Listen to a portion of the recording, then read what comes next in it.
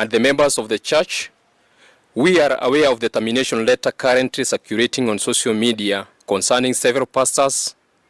In light of the serious concerns surrounding the manner and the legality of the action, we believe in the importance, and also we believe in bringing clarity and represent the position of the affected pastors. At this time, I would like to invite Pastor Kanyoro to read a press statement on behalf of the pastors who believe they were unlawfully terminated, in order to respond to the letter being circulated and to address the matter with transparency and dignity. Pastor Kanyoro, you may proceed. Okay. This release emanates from the 19 pastors recently terminated by the Central Rift Valley Conference, that is CRVC, to Seventh-day Adventist church members, the media, and the general public. Clarification on allegations of apostasy, governance concerns, and the reason for going public. We, the 19 pastors, recently terminated by the Central Rift Valley Conference, CRVC, issue this statement to clarify our position and to correct serious misrepresentation circulating in the church and the public domain. What is apostasy in light of Adventist theology?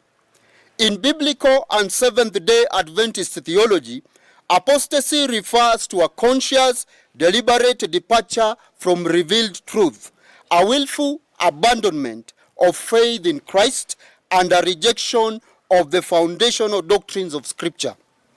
Within Adventist understanding, apostasy will involve, number one, rejecting the authority and inspiration of the Holy Scriptures, number two, denying salvation through Jesus Christ alone, number three, abandoning the core pillars of the Adventist faith, such as the Sabbath, the sanctuary message, the second coming, the spirit of prophecy, the three angels' messages, etc. Number four, publicly renouncing the fundamental beliefs that define the identity and mission of the Seventh-day Adventist Church. Number five, turning away from Christ and his redemptive work. Historically, in Adventist theology, apostasy is associated with spiritual rebellion against divine truth, not disagreement over administrative procedures, leadership ethics, or governance concerns. The Bible presents apostasy as a falling away from faith, that is from the 2 Thessalonians chapter 2 verse 3, a departure from sound doctrine, 1 Timothy chapter 4 verse 1, and a turning from truth to error, that is Hebrews chapter 3 verse 12. It is fundamentally spiritual and doctrinal in nature. Therefore, raising concerns about financial stewardship, moral accountability, ethical leadership, administrative transparency does not constitute apostasy, because such concerns do not involve a rejection of doctrine or faith in Christ. In fact, Adventist theology upholds accountability and reform as part of its prophetic heritage. The church itself arose from individuals who, in good conscience, raised concerns about spiritual integrity and faithfulness to truth. Throughout Scripture and the spirit of prophecy, God calls his people to uphold righteousness within the community of faith. To conflate governance concerns with apostasy is to redefine the term beyond its biblical and theological meaning. We therefore reject the label of apostasy in its entirety. We remain committed Seventh-day Adventists in belief, in worship, in doctrine, and in mission. We continue to uphold the 28 fundamental beliefs, the authority of Scripture, the prophetic calling of this movement, and the proclamation of the everlasting gospel. Amen. Calling for integrity in leadership is not rebellion against faith. It is an expression of loyalty to the principles upon which the church stands. Faithfulness to Christ includes faithfulness to truth, justice, and righteousness within his church. Disagreement is not doctrinal.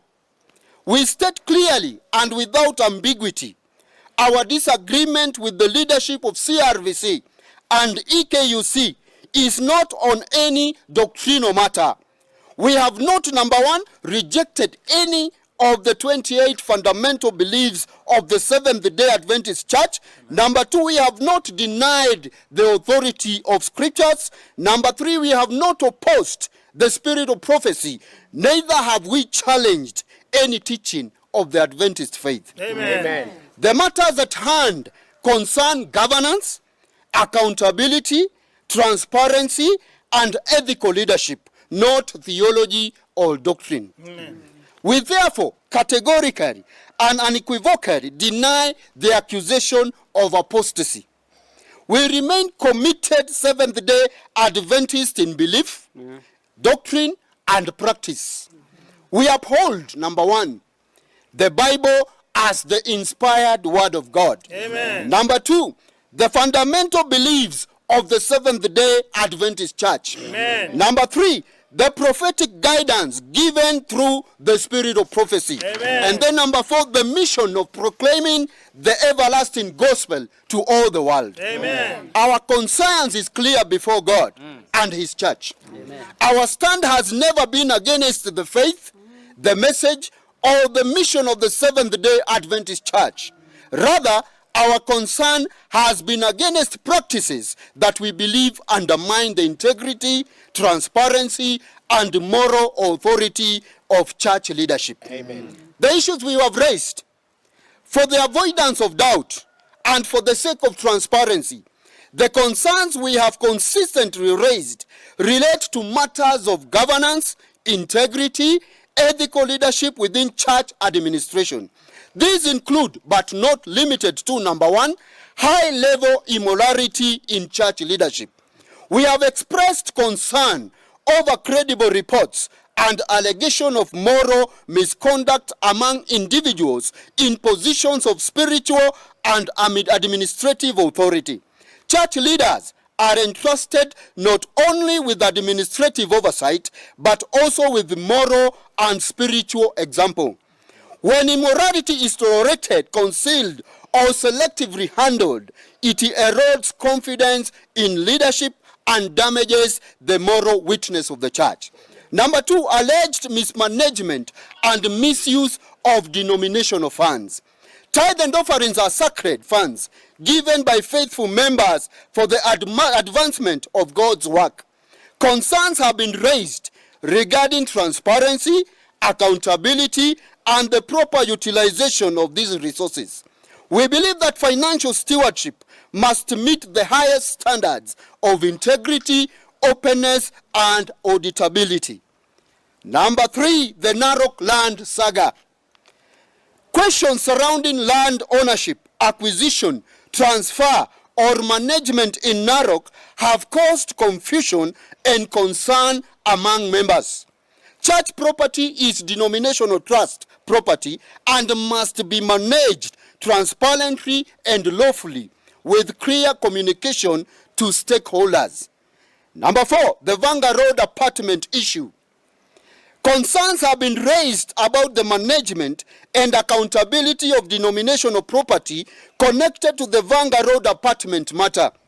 Proper governance requires clear documentation, financial disclosure, and transparent reporting on church assets.